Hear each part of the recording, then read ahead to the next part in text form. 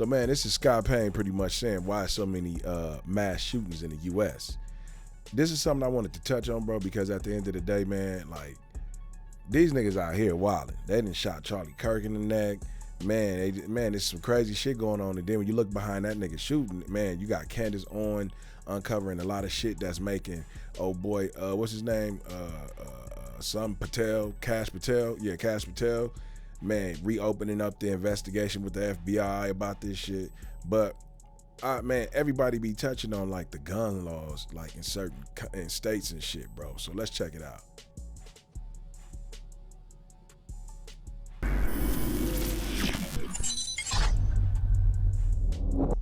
Well, Scott Payne, I appreciate you coming in. Look, at the end of the day, people could feel how they feel about law enforcement, about the FBI, but ultimately, the work that you did stopped mass shootings. Yes. You know, you talked about multiple instances where had you not intervened and had you not came in and busted these people, there would be just another tragedy in America's long history. Yeah. Another mass shooting, a synagogue shooting, a school shooting, a shooting at a rally, and so forth. Why do you think that America is so unique with so many mass shootings? Well, I have a lot of friends in other countries where they have like you know, the UK, and there's not really any weapons, not a lot of weapons. In America, we've got the Second Amendment. Hey, in the UK though, them niggas is stab the shit out your motherfucking ass. They'll slice your ass in pieces fucking with them niggas out there, man. Hey, shout out to the UK, man. I fuck with the UK heavy, man. Like I said, I had a homie rapping on my shit from out there, man. He mentioned Brixton being Compton and shit. So yeah, shout out to the UK. I don't see good law-abiding citizens wanting to turn in their weapons.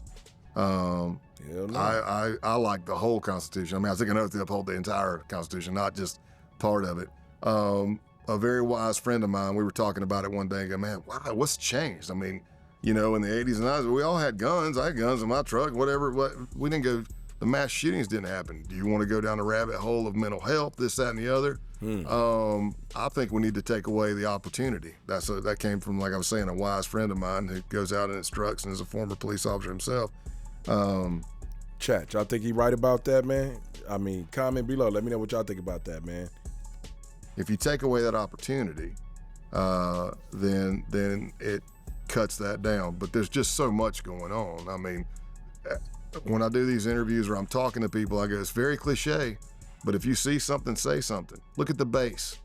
That dad, after his son got arrested, TMB, said, oh, I thought it was just a phase. A phase. So you got a 21-year-old son who can barely hold down a job. When he does odd jobs for you. Didn't even have a car for most of the time I knew him, and has a kit that he's building for Boogaloo Day. He's wearing the same plate carriers that the FBI wears.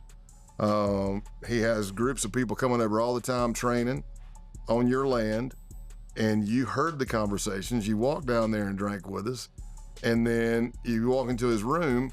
He has the skull of the goat that we killed and sacrificed at a pagan ritual, a white supremacy ritual at a hate camp. And he's got that skull, and on one side of the skull is the book Siege by James Mason, that we already talked about, and on the other side is Mein Kampf by Hitler. You think that's a phase? Yeah. So I get it. In law enforcement, it happens all the time. You see, like my mom wouldn't agree. You know, I'll show you a video, and they go, oh, that's not my little Johnny. My little Johnny would never do that.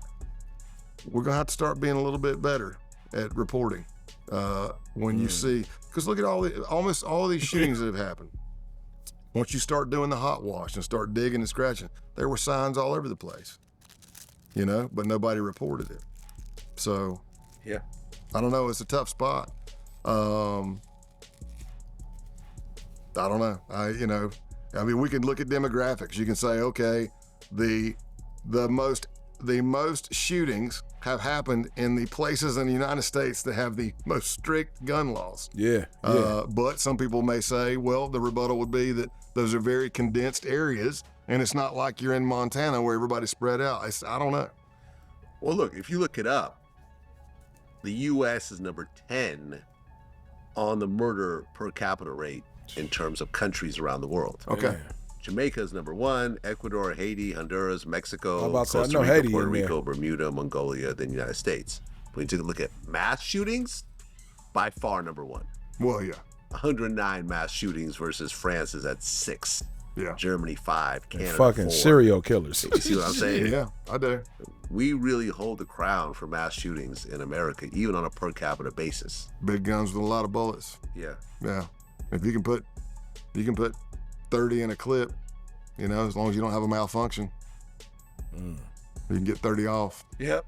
Damn. Well, Scott, appreciate you coming in. Really a lot of interesting perspectives in terms of what you're wild, doing. bro. And honestly, once again, thank you for some of the stuff that you've stopped, because there's definitely a lot of innocent people that had nothing to do with anything that could have gotten murdered because of some whack job, thinking they're going to trigger some revolution, which ultimately is not going to happen. Not in our lifetime.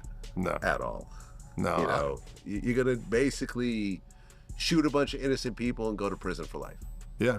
Unless you Or get killed by law enforcement. unless you believe it's the boogaloo and you're going to end up with your own ethno-state. Yeah.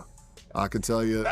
Good luck with that. I know, right? I'll tell you. Well, I'd say that when I was in there. I was like, so we're going to take over this area and it's going to be ours. Like, yeah, and I go, well, what about like the cops? Well, what about the National Guard? Well, I go, what about the Army, the Navy, the Air Force, and Marines? I'm like, are they all just going to drop their weapons? But I'm doing it to kind of poke a hole in their theory, even though I'm playing that I'm one of That's them. crazy, bro. But I can tell you, the majority of what I saw, surprisingly young men, outcasts, social outcasts, can't blend, can't get along, can't find a partner, and most likely have been bullied. And they go into their room at night and they jump on that phone and they go onto that dark web and they see all kinds of stuff. And with AI now, they make stuff that looks real and it's not even real. So, but I think humans, I think it's kind of innate in us that we want to belong. There are those that say they're fine by themselves and want to sit in a room with nobody around. Not really. But not really. I know, right? We want to belong. And it's no different to me than like the cults or the gangs, cults of the 80s or the gangs in the 80s and 90s. Man. You know, you got people telling you want to be a part of the. Hey, what y'all think about that, man? Like, shit, man, that's white kids be doing that shit, though, nigga, going all in the room with them type of problems and shit. Niggas got other problems and shit, man. Them white kids doing that crazy shit, nigga. Come on now. But now you got black people becoming serial killers. Like, nigga, the fuck is y'all doing, man? Y'all can cut this shit out, nigga. All right, man, it's Malreacttv. Man, I'm going to catch y'all on the next one. Make sure you like, comment, and subscribe. And I thank y'all for tapping in. And everybody who been rocking with me, man, coming over from Go Side, I appreciate y'all, man.